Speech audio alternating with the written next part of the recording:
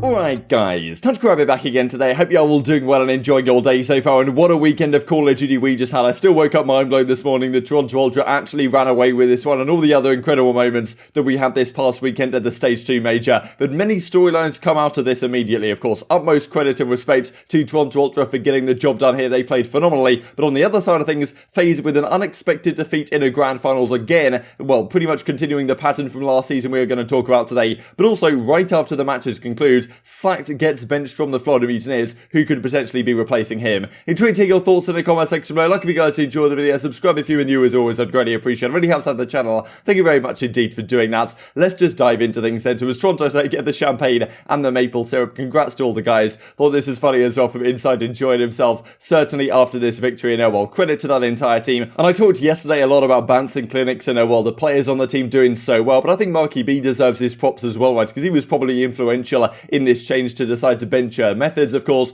bringing insight to the squad, and well, now they go on to win the first title since Methods gets dropped. Incredible for him. I think he got dropped from Rise. They won the next event with Slasher. He got dropped from OpTic, of course, back in well, the end of World War II era after the World Championship defeat. They win the next event at the start of Black Ops 4. It happens again for him here after getting benched on this team. So I do feel bad for Methods, of course, but well, also to beat FaZe in a best of 9 grand finals requires an awful lot of preparation. So well, the fact that aBeZy was, I'm sure, able to help the guys with that, well, it's obviously you need to prepare and you need to execute especially well. Toronto did that in spades this event, and well, congratulations to them once again. As you can see, these grand final results, I mean, Toronto Ultra just go green across the board. Bance with a 1.44. I didn't actually notice yesterday, but look at CleanX's damage. 28,500 damage. Like, he has almost, well, 4,000 plus damage more than anyone else in the entire lobby, despite, I mean, having, like, yeah, barely any more kills than anyone. Incredible amount of pressure this guy puts on the map. Basically, the European aBeZy, you could argue. Now, of course, on the other side of the stage was aBeZy, Cellium, Simp, and Arcitys,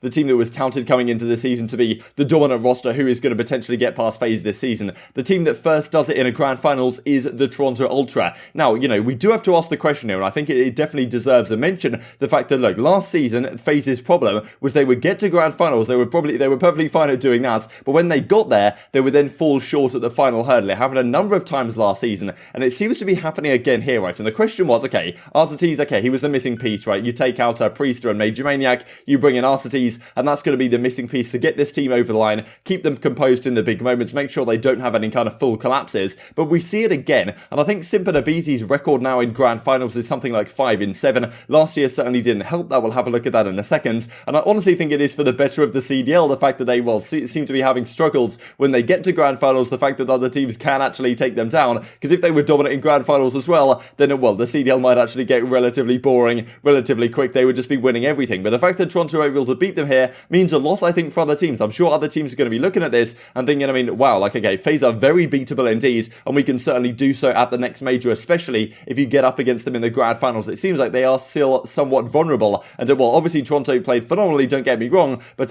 yeah, FaZe are not a team you expect to lose in this fashion, especially with Arcitys dropping a 0.71 in the grand finals as he did. As Simp says, look, I'm just awful in Search and Destroy. No excuses though, we will get better for the next, so I'm sure they will come back very strong. As Arcitys says, no teamwork from us at all, embarrassing, we will be better next time. He says, you know, so sad, I couldn't get anywhere, get anything going at some of the most uncomfortable maps I'd ever played. I imagine Toronto were just, you know, so well prepared for Arcitys, they just completely shut down exactly what FaZe were trying to do. I don't know what happened with our Search and Destroy, we just get blooded every single round. So their weakness in Search and Destroy was another big factor in, well, how this weekend ended up going for them, and you would imagine, okay, they're going to win, you know, the majority of their Search and Destroys. I think they only won something like 1 this past weekend of the major. That is not going to cut it, but they still, of course, make it to the grand finals. That is just how good this team is. GG's, Toronto lost 3-5, played like trash the whole series. I'll be better next time. Thank you indeed for the support, and aBeZy and Cellium also pretty, well, distraught with their defeat last night on the timeline as well. Our teammate was not there today. GG's to Ultra, congrats to them. This one hurts bad. We will bounce back and be better. I mean, of course, they come first at the first major, second at the second major, maybe, yeah, well, third at the third major, who really knows, maybe continue on the downhill trajectory. But I wanted to look at this from Atlanta FaZe's tournament results this past year. You can see last season, okay, they win the Florida event, which was online, they win the Atlanta home series, which is actually on LAN in their own stadium,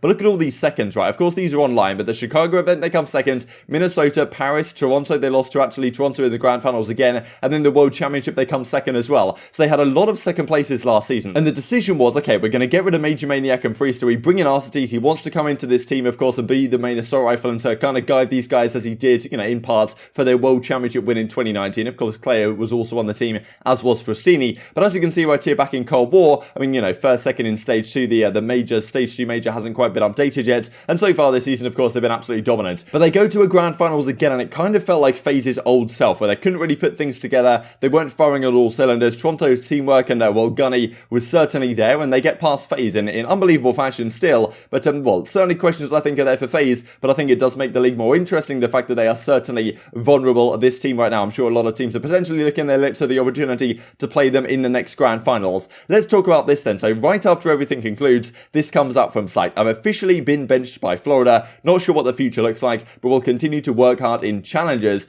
Best of luck to them. So Slacked benched off the team. This, I suppose, was something we expected to see coming, because look at all the teams right now that are doing so well. You've got FaZe, you've got OpTic, you've got Dallas Empire, of course. Those were kind of the three big ones coming into the season. As it turns out, you've got Rokkr looking very strong. You've got Toronto winning this event. You've got Seattle Surge looking much improved as well. And, you know, all these squads right now looking incredibly strong. Thieves as well, having a great time. New York Subliners, of course, you know, had a bit of an off event, but maybe they can come back in force. You know, Seattle Surge, maybe you've already mentioned them. But then you've got the Florida Mutineers, right, who are a pretty good upset team. They get some good results from time to time, and they have a lot of talent on their team, but they're not up there at the top like some of these other teams are that you maybe wouldn't have expected to be quite so competitive this season. And again, you're looking at their squad, you're thinking, okay, Awakening is nasty, this guy's out of control. You're looking at, I mean, of course, Slacked on the team ends up getting benched, but you've got Skies on that team, phenomenal main assault rifle, and then you've got Neptune, young up-and-comer. So, I mean, Slacked was pretty much the only one you could reasonably remove from the team, and well, it's kind of unfortunate, because I don't think he was playing bad by any means, but clearly the team wasn't working, and they needed to switch something up, and Slacked, well, makes sense as the man to remove. Now, well, who will come in? That is a big question mark. It seems like right now they're going to try a rotation of players. One of them may well be Temp, because as Temp says right here, it is time. Awakening, well, it's the demon horns right there, and it looks like Temp's, well, pretty eager to get back into the Pro League and help facilitate some relationship where he gets moved over to the Florida Mutineers from the Los Angeles Thieves. But as Saint says in reply as well, damn, I wonder who they are picking up. So there are some questions of what's going on. I mean, Lion Man says, will Saint Donato make his return? Crazy average pro placing in his 4 versus 4 era. And well, the rumour has it maybe that he was going to be going to the Paris Legion. Now, I've got to say real quick about the Paris Legion, right? Because last season, Hydra could have been a target for them. They could have picked him up. It makes sense, like young, phenomenal French talent. Well, if you're Paris, you probably want to sign him as soon as possible. They missed the opportunity to do so in the middle of the Modern Warfare season, and instead they let New York and Clayster get their hands on him, and maybe, well, they will decide to make a change and actually utilize him. Now, again, it seems like Saints and Classic seems like a perfect duo to have, but yeah, maybe Saints are missing their opportunity, or maybe Paris are missing their opportunity to get Saints here, and he might end up on the Florida Mutineers regardless, but I think he's probably one of the players that is certainly next up. But as Slacks does explain in this clip right here, they've yet to decide a replacement that's going to be coming in for the team. Supposedly they're going to be trying out a number of different players. You'd imagine one of those would be Havoc, right? He's been on the bench since the start of the season. He hasn't got his opportunity so far because he got benched for Neptune before the season even began. So you'd imagine they're going to try out their actual substitute player in Havoc, and maybe they're going to try out Temp, they're maybe going to try out Saints, who really knows. But they don't have too long. We've got 10 days till the next tournament starts, and you've got to figure out contracts and stuff like that behind the scenes. So I'm sure it's going to be a hectic few days for us to, well, discuss all of this type of drama on the channel. So here we go from the CDL, introducing the player of the stage, that being Benjamin Bancy Castle. I mean, this guy in Treyarch titles throughout his career has just been so good. It's great to see him back to form because he's such an entertaining player when he's on form. Former was also tweeting about Birmingham Bants, right, from that event you guys might remember CDL Birmingham 2018, the first LAN event I attended with the Iyama monitors, and Bants was like so good at that event on that Splice team. They made the grand finals, they knocked out OpTic in Game 5 round 11, and well, here he is again. I mean, of course, that wasn't even a Treyarch title. Maybe his best title was Black Ops 3 when that Splice team came second, of course, at the World Championship, and well, since then, Bants has kind of considered himself a bit of a silver surfer, but he gets over the line right here. I mean, a 1.11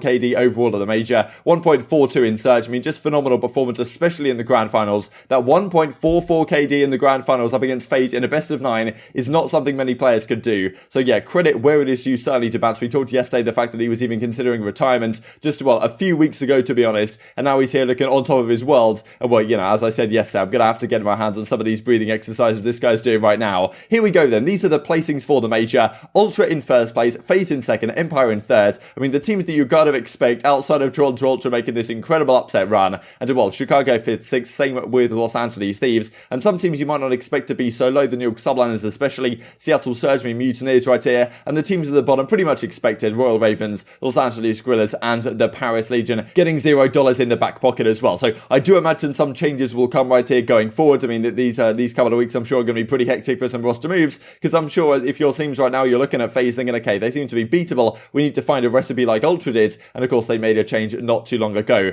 These are the point standings though. So Ultra move up to 5th only because, well, they had a pretty rough start to the season. I think stage 1, they were like 1 in 4. Stage 2, they were 2 in 3. But they make it to the winners bracket and they somehow make this incredible losers bracket run, which is honestly phenomenal to watch. But FaZe, of course, still in 1st place. 225 points on the board. Dallas Empire in 2nd. OpTic fair bit back, to be honest, in 3rd. Tied with the Subliners right now and many other teams competitive right here. But at the bottom side of things, it's not looking great for these squads. They're going to have to, well, significantly switch some things up and start getting some victories on the board if they want to make the World Championship, because only 8 teams get to go to the World Championship, which I imagine is going to be on LAN this year. Wanted to mention this as well, given the European region certainly getting some love yesterday, finally winning another stage, of course, since, well, 2017, when the Splice team won it back at Stage 1 playoffs. biDs & Co on the Elevate squad, they won the $40,000 European Challengers Cup Open, so, well, congratulations to these guys once again. And I thought I'd mention this as well, that Hex and Accuracy and Loony are kind of discussing here, the idea that, look, on this day, this is what happens when you can play multiple matches in a day. This is always a discussion point. What's the difference between one team that can really catch fire by playing a lot of series in a row,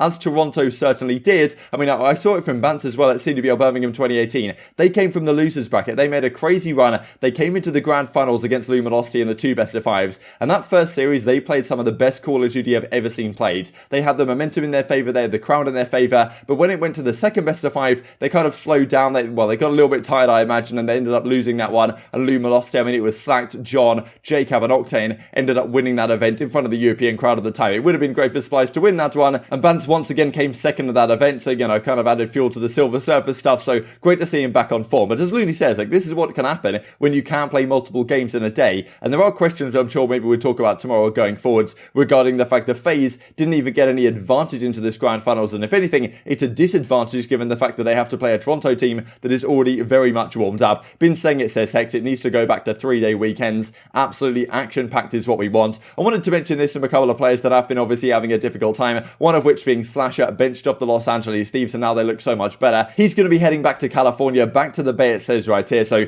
says to me maybe that there's not exactly, well, ideas on the horizon for where he might go. Is he just going to be on the bench for, well, quite a while going forwards? And also quite interesting, right, given the fact that, well, Texas clearly is the better place to be for internet. If you are going to be playing through the challenger scene, which people have been talking about, okay, will Slasher do it? Will he not? Does he have too much pride to do that? You know, does he think he's above the challenger scene? I can understand why he might certainly think so. But, well, going back to California might necessarily not be the best thing to do if you want to compete in that side, which might mean that he's not really expecting to be competing anytime soon, once again, in the challengers or also on the Pro League teams. I just wanted to mention Methods as well, given, well, he's obviously had a tough time as of late, benched off this team, and now his team is winning events. I mean, well, this is just a Ziddy's story in a nutshell, to be honest. But, well, maybe he'll get his opportunity back in the Pro League at some point. You got to think there are better days ahead. Intrigued to hear your thoughts on all this stuff in the comment section below. I hope you guys enjoyed the video. If you did enjoy it, I'd greatly appreciate a like on the video. It really helps out the YouTube algorithm. I know you enjoyed this content. Other people like you may enjoy this content as well. And I've grown the competitive Call of Duty community. Thank you for watching as always. Take care. And I will see you next time.